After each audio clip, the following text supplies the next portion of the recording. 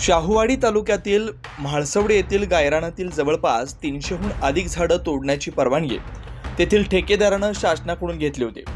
मात्र संबंधित ठेकेदारानं परिसरातील तब्बल 800 ते 900 झाडं तोडली।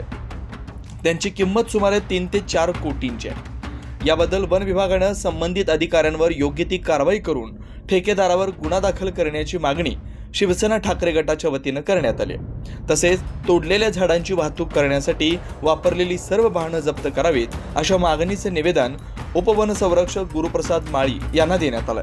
तर या प्रकरणी कारवाई न झाल्यास तीव्र आंदोलन छेडण्याचा इशारा यावेळी देण्यात आला। आज गुरुप्रसाद साहेब उपवन संरक्षण कोल्हापूर यांना म्हाळसवडे तालुका राधानगरी येथे ज्या मोठ्या प्रमाणात झाडांची कत्तल झालेली आहे त्या संदर्भात शिवसेना उद्धव बाळासाहेब ठाकरे या पक्षाच्या वतीने आम्ही निवेदन दिलेलं आहे। त्यांना आम्ही इशारा दिला आहे की त्यांच्या म्हणण्याप्रमाणे 300 ते 400 झाडांची परवानगी घेतली होती, पण आमचा आरोप आहे तिथं साधारण 900 झाडं तोडलेली आहेत आणि चांगल्या किमतीची ती तोडता कामा नाहीत, तोडू नये असा एक कायदा असताना सुद्धा संबंधित ठेकेदारी झाडं तोडलेली आहेत।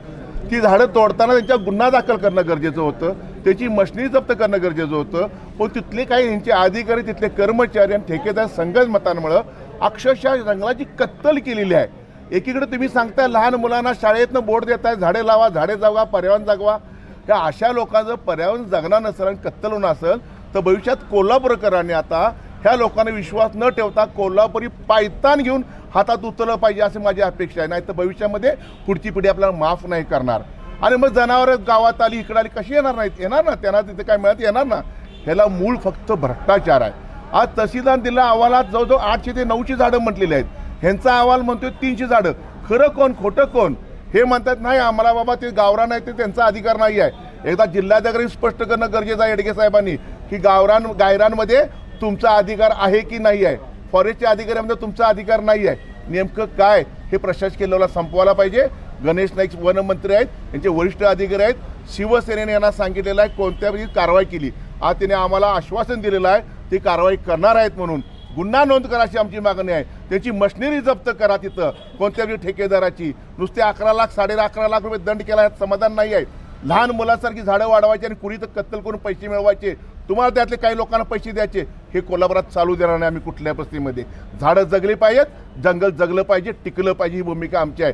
तुम्ही इथं आलेला जंगल टिकवायला आलात, जंगल पेटवायला किंवा जंगल संपवायला इथं आलेलं नाही आहेत असा आम्ही आरोप त्यांच्यावर केलेला आहे। त्यांनी मान्य केलं की कुठल्या वेळी मी स्वतः त्यात चौकशी करतो आणि जे दोषी आहेत त्यांच्या गुन्हा नोंद करतो आणि आमचे जर काही अधिकारी असतील तर त्या दोषी आढळतं त्यांना निलंबित करतो असं आम्हाला तिने आश्वासन दिलं आहे। त्याची वाट पाहतोय आम्ही। भविष्यात ह्यांच्या विरोधात आम्ही रस्त्यावर उतरल्याशिवाय गप्प बसणार नाही आहोत। कोट्यावधी रुपयाच्या मालमत्ता असणारी लाकडं चोरीला गेल्यात असं दरोडा घातला गेला आहे, मात्र लाखो रुपयाचा दंड केला आहे म्हणून वन विभाग जर आपल्याला कारण देत असेल तर वन विभाग यात दोषी आहे असं वाटतंय आपल्याला? नाही, वन विभागाचे अधिकारी दोषी असल्याशिवाय हे होऊच शकत नाही। कोणी पण जर जंगलात एक साधा सर्वसामान्य आपल्या जर लोक जर गायरानातली आपली गोरगरीब गेली काटक्यात गोळा करायला जळाला तर त्यांच्यावर तुम्ही गुन्हा दाखल करताय आणि एवढी मोठी कत्तल होऊन तुम्ही म्हणताय तुमचा संबंध नाही म्हणून।